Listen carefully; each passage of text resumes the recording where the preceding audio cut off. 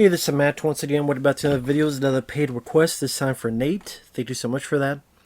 And for those interested in requesting pretty much any type of videos, topics, reactions, commentaries, reviews, re-reviews, what have you, feel free to send it either directly to my PayPal or join my Patreon. Both links are down below in the info box. And this is for Dark Angel: The Ascent from 1994. And this is a full moon film. Now, full moon, I remember watching quite a few of their films back in the day. Let's see, what was it? Doll Man would be one of my favorites. I did watch Puppet Master 2, 3, and 4. Really, it was 2, 4, and 5 first. Then I saw 3, and then 1 I saw many, many years later and wasn't a fan of. But like Puppet Master 2 through 5, I don't mind. Transfers 1, 2, and 3 I do like. 4 and 5, 6, abomination. But like Dollman would be a favorite of mine. Like I said, the first 3 Transfers would be favorites of mine. Like I said, I like some of those Puppet Masters. The rest of the full moon category, whether it be Ginger Dead Man or Evil Bond or some of this other stuff, not the best. I think some of them can't remember. I think I saw some others. I can't remember. This one was one of those meh movies. Like, I didn't hate it. I didn't hate the film. I think it's worth a watch. It is on YouTube. I don't know how long it'll be on YouTube. And, I mean, it has some interesting ideas. Has kind of an interesting premise. It's a pretty short film at like 80 minutes long. Angela Featherstone's the lead, and you may recognize her. If you remember the wedding scene, remember the lady that dumps Adam Sandler? And Adam says like this, "Somebody sure told me yesterday." The lady that dumps him is Angela Featherstone. She was also in Army of Darkness. Now, if you remember Army of Darkness, the S-Mart ending with the girl that he sees and lights and saves her, and then hail to the team, baby, kisses her. That's Angela Featherstone.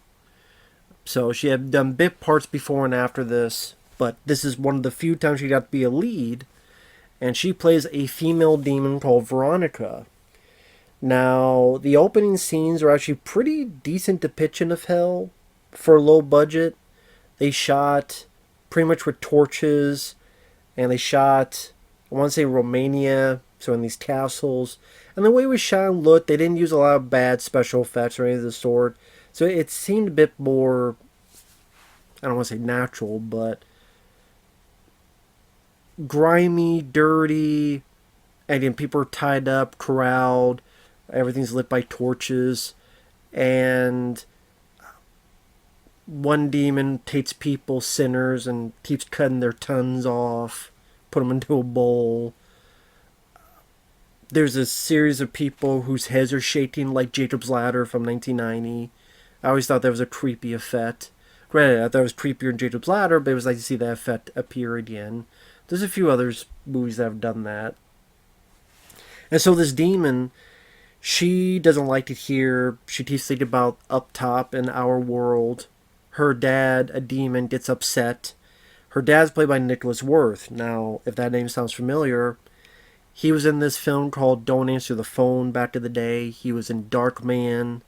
He's one of the first henchmen that Liam Neeson gets his face and pretends to be him, the big bald guy.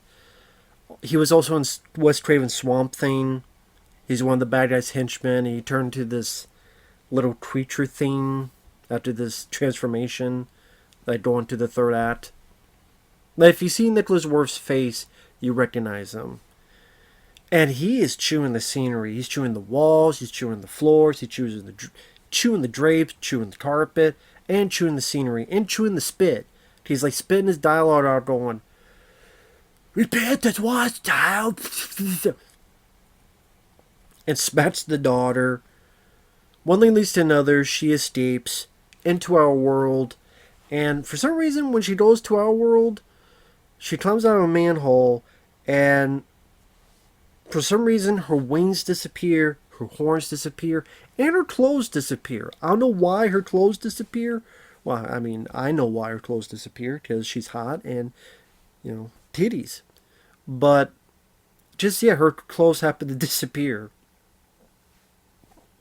And there's a shot where the director films as if she's gliding through the crowd, and the crowd are staring at her. Now, granted, if I'm the crowd, I'm like, titties, or that's a nice ass, or hey, would you like a coat, or hey, you want some help? No, the people just stared on. And this movie's not realistic because the guys are staring at her eyes. If you see a beautiful naked woman like that, you're not staring at her eyes. So totally unrealistic. 0 out of 10, IGN style. But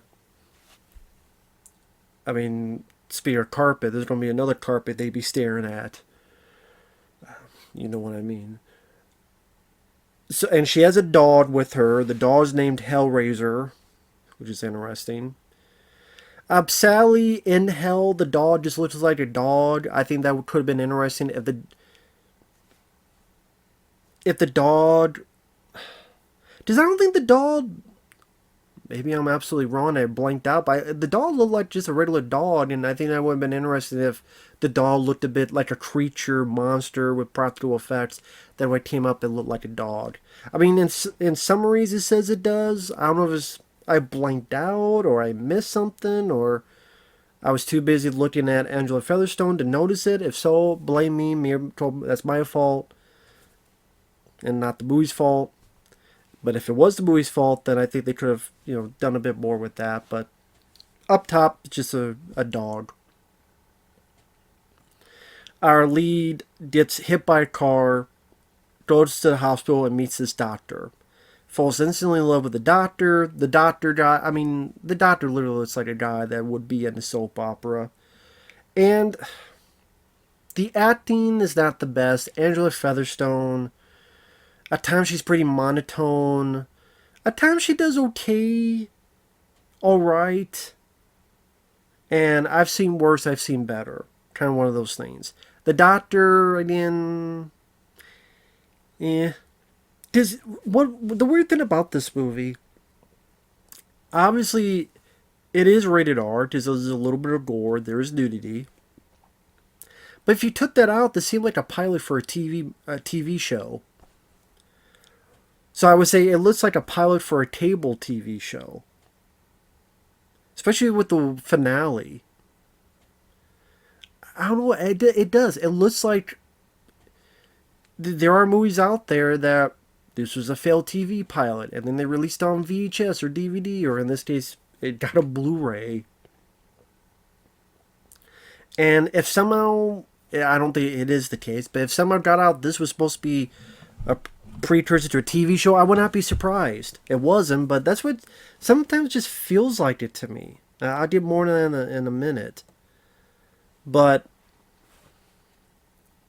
she hypnotizes him to bring her back to his place. She's watching TV. She instantly hates this mayor, knowing that he's corrupted. He's corrupted by, his own greed. And she's going to be kind of a vigilante. But at the same time, you don't see her get to do a whole lot of vigilante stuff. Because I'm sitting there going, okay, I don't mind some of the ideas. A demon comes up to be a vigilante to take care of the sinners. Okay, that could be potentially interesting. But she only really does that twice. So it's not as... There's a little bit of violence, but it's not as action-packed as you would assume. It's not action-packed as it would seem. There's not a whole lot of time she gets to do vigilante work. Like I said, there's a bit of gore. And I'll go into that when I do more into spoilers. But yeah, the way it ended, I thought, that's what made me think the most as if this was like a pilot to a TV show. Or like a cable episode of a show. I can only explain that when I get in spoilers, so I'll start now. There are interesting ideas that I wish they flourished more. What I mean by that is, one of the scenes that sticks out to me is there's a bit where Angela Featherstone turns and there's these two nuns. And the two nuns mention, oh, hey, are you okay? And she kneels. Oh, you don't have to do that. So in this world, in this universe, demons, there's only God. There's no like devil. It's like it seems like there's only God has both worlds, and there's servants of heaven and there's servants of hell for the sinners. So she'll like kneel, and the nun's like, "Oh, we'll help you to the church," and she's like, "No, I can't go in there. If I'm in the church, I would combust." And the nun, doesn't know anything about this, says, hey, take a cross. And the cross burns her. And our lead goes and says, why would you hurt me this way? I have always served the Lord well. And then she drops it because her hand's burning. She runs off. I'm sitting there going, that's an interesting idea. Like a demon, but the demons serve God just like angels serve God. So demons that serve God and will pray to God, and then they're doing vigilantism for, as she puts it, and I want to get the line right, you can't believe how vile sin is in the eyes of God. You need to let them burn. So, I mean, as the Blues Brothers would say, she's on a mission from God, it seems. And, like, that could be interesting. That could be, if you really built more into that idea, that point of view, that direction. And it doesn't. Sadly, it doesn't. So it could have been more interesting in the plot, and it doesn't go in that direction. Or it could have been much more of a fun, over-the-top B movie, but there's not a whole lot of action. There's a little bit of bloodshed. The ending is a big, I thought, fart in church. But I don't hate the film. There's weird stuff, like when she gets into the hospital, the nurse takes one look at her and she says, this woman has the biggest feet I've ever seen on a woman. And that becomes like a plot point, that she has big feet. Just because the guy gives her shoes, and then when she does these killings, there's these two cops looked into the case, and they knows her big feet with big shoes. Okay.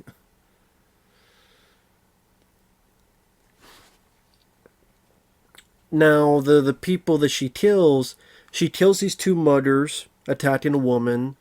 She throws something to impale one guy. She kills one guy, rips his spine out, but it's pretty much, how do I put it? Imagine this is a tree, and you put the guy here, but you hide his back well enough behind the tree so that you just reach here and just pull out the spine. But you don't see it rip out, you just see the guy reacting, and then she pulls into view. It's a cheaper way to do that. The other two she kills are corrupt cops beating up on a black guy. So this is back in 1994. And those kills aren't much. She pretty much kind of scratches one and scratches a little bit of throat on the other. Takes a heart, wraps it up to feed to her dog later. Okay, interesting idea. These two cops working for the mayor on the case, and they're played a bit more for laughs. And this kind of thing is a combination of, okay, it's a demon from hell to kill sinners. It's a vigilante movie. It's this romance story between her and this doctor, which I don't think works that best, because I don't think it's that interesting of a love story. Because I don't think they have as much chemistry as the movie thinks they do. Then it tries to be a bit comedic with, she takes the doctor to a movie, but it's a porn film because she's never seen a movie, so the doctor's kind of going like, what the hell? I just kind of reverse of Taxi Driver, where Travis took the lady to the porn movie. Here the lady takes the guy to the porn movie. And the two cops follow, and they're in the porno theater as well, and they're watching the movie going, I like your tattoo. Which tattoo? Now, I recognize one of the cops. It's a guy named Mike Genovese. I recognize him because he was in Code of Silence with Chuck Norris. But also, he was a supporting role, Lieutenant Garfield, on this TV show The Flash from the 1990s. And being a big fan of the show, I'm like, I know that guy. He's the cop that... He's one of the cops that kind of is in the background for a lot of episodes. Not quite Commissioner Gordon to Batman, to the Commissioner Gordon of The Flash, but he's a lieutenant. He's a cop that you would see throughout quite a few episodes throughout that show. So, I'm like, okay, nice to see him again.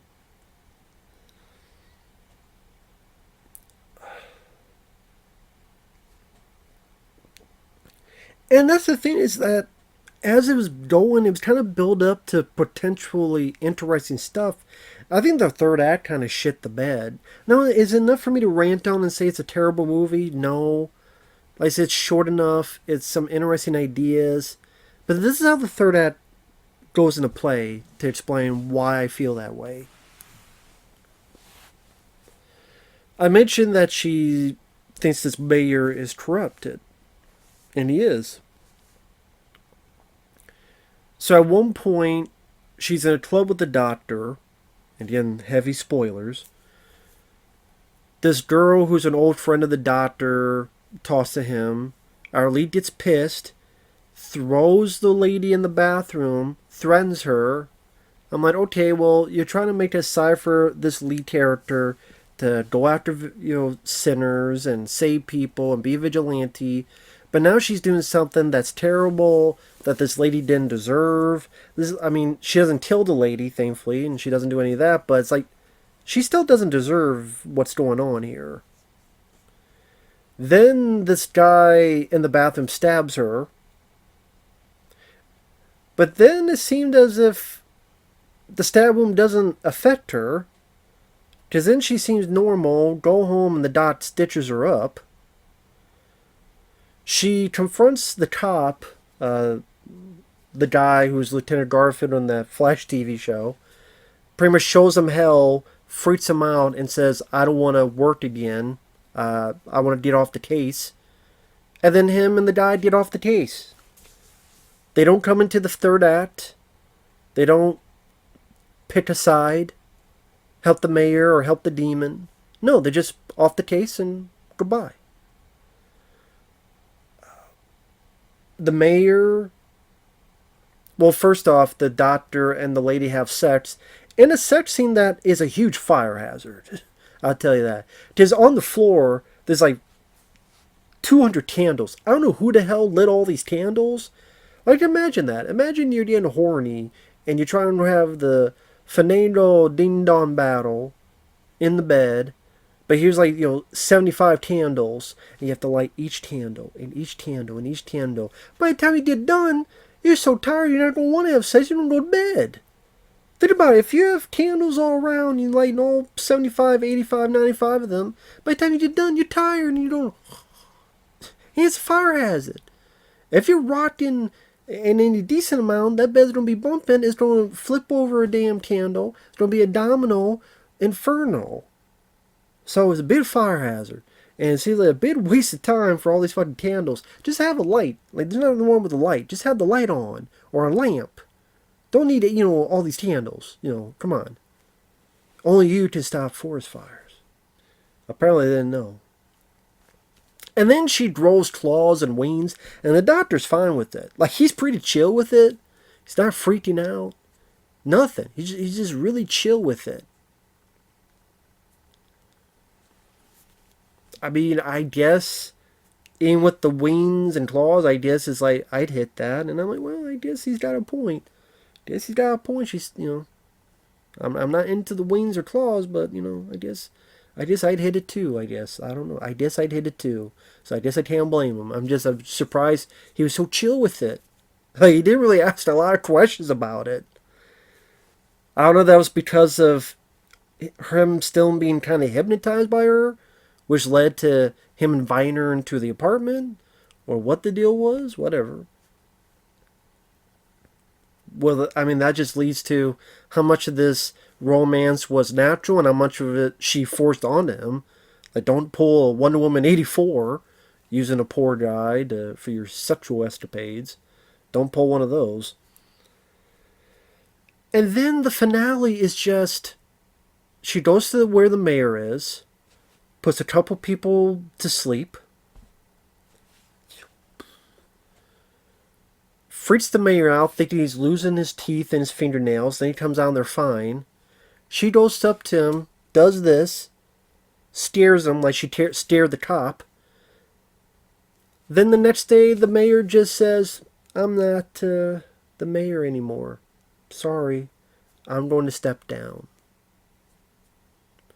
And then because of that wound, now it affects her.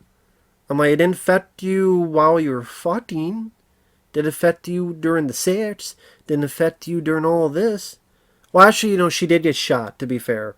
To be fair, she did get shot in the back, to be fair. Almost forgot that part. Because the ending was so exciting. I almost forgot that. That's true. That did happen. She got shot. So then she goes to the mirror with the angels to heal. Next day comes back, is going to be with the guy. And then the movie's over. So there's not even an action finale, exciting finale. Like, you build up this demon vigilante and you do nothing with it. She doesn't fight anybody. She doesn't battle anybody. There's no amping up the action because there is no action. She scares the mayor. She leaves. She gets shot in the back. She stumbles home. I'm sitting there going, that's why it kind of reminded me of the pilot of a TV show. Where we don't have the budget to create these big actions. So there's going to be a simple ending. And stay tuned next week to continue the adventures of the Demon Vigilante. And then next season she'll team up with Forever Knight with the Vampire Cop. And whatever the fuck. Or She-Wolf of London. And it'll be a whole fucking monster jamboree. There you go. Demon Vigilante, Vampire Cop, and the She-Wolf of London. And a partridge in a pear tree. It just... It's worth a watch if you liked some of the ideas, if you see the trailer and it intrigues you. I've seen much worse films. Andrew Featherstone after Take or Leave. It's short enough so it's not too boring. But I would never see the film again. I think that a lot of its interesting ideas are not followed up on as much as they should have been and could have been. I think the Doctor was a actor at best. I think the love story's pretty lame and not filled with chemistry. So it's the more I think about it, it's just mediocre. It's a mediocre film that should have been better. And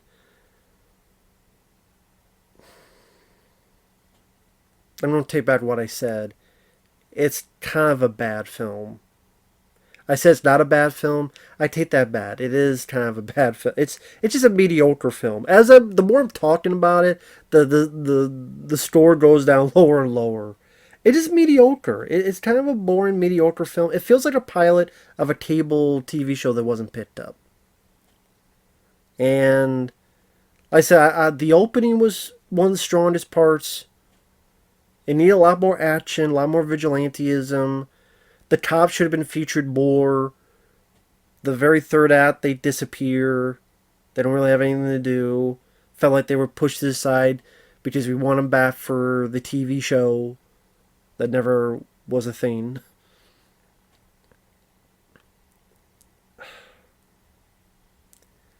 The ending was just really lackluster. I think the ending really shit the bed, and you go, that's it? That's the ending? What was this build up to this vigilante stuff? It didn't go anywhere. Didn't lead to anything.